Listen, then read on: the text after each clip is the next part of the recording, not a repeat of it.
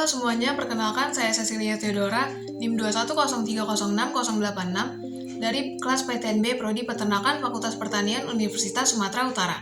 Saya akan menjelaskan tentang sintesis yolk, albumin, dan kerabang pada telur untuk memenuhi tugas praktikum produksi ternak unggas dengan dosen mengampu Ibu Insinyur Tati Vidianasari SPTMP IPM.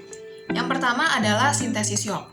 Yolk tersusun dari kurang lebih 50% air dan 50% lagi adalah protein dan lipid dengan perbandingan 1:2. Lipid dalam yolk berbentuk lipoprotein.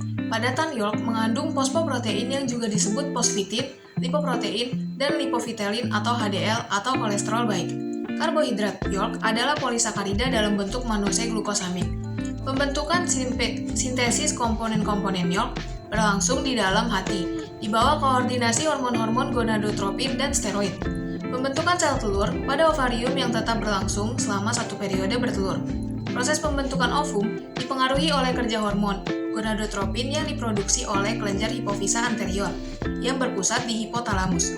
Hormon FSH atau follicle stimulating hormone diproduksi oleh kelenjar adenohipofisa, berperan dalam merangsang pembentukan ovum-ovum masak atau folikel. Folikel yang sedang dalam perkembangan ini akan mengeluarkan estrogen. Estrogen adalah senyawa steroid yang dihasilkan oleh sel TK interna dan granulosa yang berfungsi untuk pembentukan yolk, albumin, dan cangkang telur.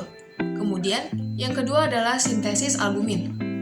Pada sintesis albumin, protein-protein albumin terdiri dari ovalbumin 54%, ovotransferin 13%, ovomucin 11%, ovoglobulin 8%, lisosim 3,5%, ovomucin 1,5-3%, dan protein dengan level kecil seperti avidin 0,05%, flavoprotein 0,8%, ovomakroglobulin 0,5%, ovoinhibitor 0,1-1,5%, ovoglycoprotein 0,5-1%, dan papan inhibitor 0,1%. Hormon-hormon steroid memiliki peran penting dalam sintesa protein pada oviduct. Albumin disekresikan di magnum, yang merupakan bagian oviduct. Pada mekanisme tabel, estrogen larut dalam lipida melewati membran sel, kemudian diikat oleh reseptor estrogen. Kompleks estrogen dan reseptornya membentuk menjadi 5S. Bentuk ini adalah pembawa pesan kedua yang memasuki nukleus sel, berinteraksi dengan kromosom, menyebabkan gen tertentu dibentuk menjadi mRNA. mRNA meninggalkan nukleus menuju ribosom untuk diinstalasi menjadi protein yang spesifik seperti albumin, gualbumin, dan protein khas telur lainnya. Kemudian yang ketiga, sintesis kerabang telur. Beberapa peneliti melaporkan bahwa hormon steroid dan prolaktin terlibat dalam pembentukan kerabang telur. Melalui proses yang kompleks ditandai dengan peningkatan secara periodik hanya ketika dalam fase bertelur dan meningkatnya total kalsium plasma. Kalsium binding protein atau CABP telah diidentifikasi dari kelenjar kerabang dan diketahui bertindak sebagai transport kalsium. Sintesis CABP oleh kelenjar kerabang dikontrol oleh kehadiran vitamin D3 dan hormon steroid seperti estrogen dan progesteron. Pada plasma darah terdapat Ca++ yang akan ditransport ke mukosa sel dan kelenjar kerabang melalui CABP. Hasil ikatan yang terbentuk antara CO2+, H2O pada mukosa sel yaitu HCO3-.